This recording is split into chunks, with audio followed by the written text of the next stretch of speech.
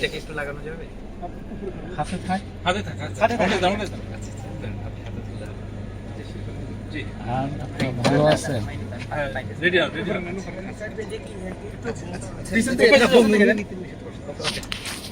ঠিক আছে। কেমন আছেন আপনারা? জি, আলহামদুলিল্লাহ। আসলে বই মেলায় আপনি আসছেন দেখলাম। কোনো মূলত আমার আজকে একটা দাওয়াত আছে টিএসসি তে, কোরআন কারীম পুরস্কার বিতরণী অনুষ্ঠান, ওখানে আসছি। একটু আগে চলে আসাতে বই মেলাটাও ঘুরে দেখলাম। সব মিলিয়ে আসলে কেমন লাগছে? প্রতি বছর বই মেলা তো একটু প্রথম দিকে শুরু হয়, এবার ত্রয়োদশ জাতীয় সংসদ নির্বাচনের কারণে আসলে দেরিতে হ্যাঁ শুরু হ্যাঁ, হয়েছে। একটু তো এই দেরিতে বিষয়টা শুরু কেমন হয়েছে। আমার ভালো লাগছে যে নিরাপত্তা ব্যবস্থা খুব জোরদার আছে। এটা সব সময় প্রায়োরিটিতে রাখা উচিত, যেন যারা আসবে এবং যারা বই বিক্রি করবে, ব্যবসা করবে, তারা যেন স্বাচ্ছন্দ্যে ব্যবসা করতে পারে। আর কি রকম বই উঠেছে আমি এখনো দেখি নাই, স্টলগুলো তো প্রস্তুত হচ্ছে মোটে। আচ্ছা, আপনার লেখা কোনো বই প্রকাশিত হয়েছে কিনা আমার লেখা তো বই প্রকাশিত হয়েছে, এবছর? এই বছর হয় নাই। নির্বাচিত তাফসীর প্রথম খণ্ড, নির্বাচিত তাফসীর দ্বিতীয় খণ্ড, এগুলো তো বাজারে আছে, প্রকাশ হয়েছে। এই বছর হবে ইনশাআল্লাহ রমজানের পরে। আচ্ছা, এই বছর আসলে মাননীয় প্রধানমন্ত্রী জনাব তারেক রহমান নিজে আসলে বই মেলার উদ্বোধন করছেন, তো এই বিষয়টা কিভাবে দেখছেন? এটা খুব ভালো। সাহিত্য চর্চায় তো বাংলা একাডেমির ভূমিকা অনস্বীকার্য। আর বইমেলার মাধ্যমে সাহিত্যের বিকাশ করা হয়। তো রাষ্ট্রনায়ক নিজে যদি আসে, তো মানুষ আরো সাহিত্যের প্রতি উদ্বুদ্ধ হবে। এটা একটা ভালো দিক। স্যার, নতুন সরকার, নতুন ভাবে দেশ নাকি গঠন হলো, মাননীয় প্রধানমন্ত্রীকে কিছু বলতে চান কিনা স্যার? প্রধানমন্ত্রীকে বলার ক্ষেত্রে এটা বলবো, তার সামনে কিছু চ্যালেঞ্জ আছে, এগুলো তাকে স্মার্টলি হ্যান্ডেল করতে হবে। তার প্রথমটা হচ্ছে দুর্নীতি, দেশকে দুর্নীতি মুক্ত করতে হবে, চাঁদাবাজি মুক্ত করতে হবে। তারপরে বৈশ্বিক যে সমস্যাগুলো বাংলাদেশকে কেন্দ্র করে, এই দিকগুলোকে স্মার্টলি হ্যান্ডেল করতে হবে। তাহলে আশা করা যায় তারা সুন্দরভাবে দেশটা চালাতে পারবে। অর্থনৈতিক চ্যালেঞ্জ অনেক বড় চ্যালেঞ্জ, এটাকেও যদি ভালোমতো মোকাবেলা করতে না পারেন, তাহলে দেশে যে কোনো সময় মানুষ আবার আন্দোলন, সংগ্রাম, বিদ্রোহে নামতে পারে। অতএব অর্থনৈতিক চ্যালেঞ্জ, তারপরে সন্ত্রাসমুক্ত, চাঁদাবাজ মুক্ত দেশ গঠন, এই দিকগুলোকে ফার্স্ট প্রায়োরিটি দিয়ে বর্তমান সরকারের কাজ করা উচিত বলে মনে করি। আর সবচেয়ে বড় কথা, সকল পক্ষকে নিয়ে কাজ করলেই সফলতা ত্বরান্বিত হবে। স্যার, একটু বিরোধী দলীয় নিয়ে একটু বলেন স্যার। বাংলাদেশে এখন যারা বিরোধী দলে, তারা অত্যন্ত শক্তিশালী বিরোধী দল, এবং আমি মনে করি তাদের মধ্যে অনেক ভালো স্কলার আছে, পণ্ডিত আছে, রাজনৈতিক বিশেষজ্ঞ আছে। অতএব বিরোধী দলের ভূমিকা পালন করার পাশাপাশি তারা যদি সহযোগিতার ভিত্তিতে এগিয়ে যায়, তাহলে নতুন বাংলাদেশ বিনির্মাণের যে স্বপ্ন আমরা দেখি, সেটা আশা করা যায় কাঙ্ক্ষিত লক্ষ্যে পৌঁছা সম্ভব হবে। সরকারি দল, বিরোধী দল মিলেমিশেই দেশ চালাতে হবে। আচ্ছা, আমরা দেখেছি যে ঢাকা বিশ্ববিদ্যালয়ের বিসি এবং বাংলাদেশ ব্যাংকের গভর্নর সহ অনেকগুলো পদে পরিবর্তন আনা হয়েছে। এই বিষয়ে যদি আপনি একটু বলেন, কিভাবে দেখছেন আপনি?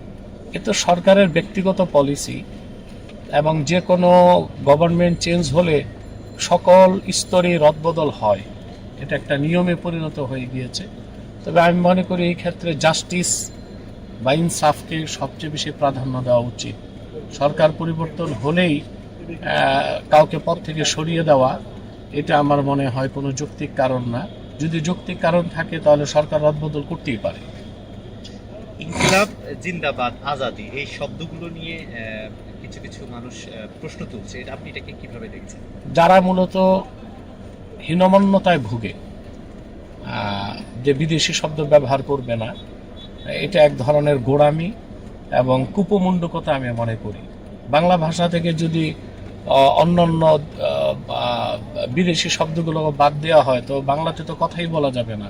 আমরা অহরহ চেয়ার, টেবিল, চেয়ারপারসন, ডাইরেক্টর, এগুলো বলতেছি, এতে সমস্যা হয় না। ইনকিলাব জিন্দাবাদ বলে সমস্যা হবে কেন? ইনকিলাব অর্থটা বিপ্লব অর্থে আসে, পরিবর্তন বা বিপ্লব। বাংলা একাডেমি যেটা, সেখানে দেখতেছি যে একাডেমি শব্দটা ইংরেজি। এটা তো ইংরেজি শব্দ, জি। এবং যারা এগুলোর বিরোধিতা করে, মূলত তাদের আক্রোশটা হচ্ছে ইসলামের সভ্যতা ঐতিহ্যের প্রতি। সেটাকে তারা মুখ খুলে বলতে পারে না, বিভিন্নভাবে নিয়ে বিনিয়ে বলে থাকে। আপনি কিভাবে দেখছেন ইনকিলাব জিন্দাবাদ বলার? হ্যাঁ, অবশ্যই বলা যাবে। যেহেতু জুলাই আন্দোলনটা হয়েছে পরিবর্তনের লক্ষ্যে, বিপ্লবকে সামনে রেখে, অতএব ইনকিলাব শব্দটার অর্থ হচ্ছে পরিবর্তন বা বিপ্লব। এই শব্দটা ব্যবহার করা যেতেই পারে এবং এই শব্দটা খুব স্পিরিচুয়াল ওয়ার্ড, যেটা উচ্চারণের মাধ্যমে মানুষকে ইলেকট্রিফাই করা যায়। অতএব এই শব্দ ব্যবহারে কোনো সমস্যা নাই, কোনো দোষ থাকতে পারে না। আচ্ছা, আমরা দেখেছি যে শাহবাগে পুলিশ সাংবাদিকদের উপর হামলা চালিয়েছে এবং আমরা এখন যেখানে দাঁড়িয়ে আছি এই সোহরাওয়ার্দী উদ্যানেও দেখেছি যে মাদক বিরোধী অভিযানের নামে যে একটা অভিযান চালানো হয়েছিল, এখানেও ডাবি শিক্ষার্থী এবং সাংবাদিকদের উপর পুলিশের যে হামলা, এতে আপনি কিভাবে দেখছেন যে এই ক্ষেত্রে আমি ভূমিকা পালন করছে এই ক্ষেত্রে আমি বলবো যে মাদক মুক্ত, সন্ত্রাস মুক্ত একটা সুন্দর সমাজ, জনপদ বিনির্মাণে চেক অ্যান্ড ব্যালেন্সের প্রয়োজন হয়। সেজন্য কখনো প্রশাসনকে কঠোর হতে হয়। সেই দিক থেকে পুলিশের ভূমিকাকে আমি খুব প্রশ্নবিদ্ধ হয়েছে বলে মনে করি না। তো পুলিশের জন্য ভালো হতো এটা অপরাধীকে না মেরে, আঘাত না করে তাকে অ্যারেস্ট করা, সেটাই উচিত ছিল। এইভাবে বেধড়ক পিটানোটা একটা পাশবিক নির্যাতন বলে মনে হলো আমার। এটা আমরা পুলিশের কাছে আশা করি না। সাংবাদিককে মেরেছে পুলিশ, এটাও তো খুব ন্যাক্কারজনক একটা বিষয়। সাংবাদিককে তো আমরা দেশের বিবেক মনে করে থাকি।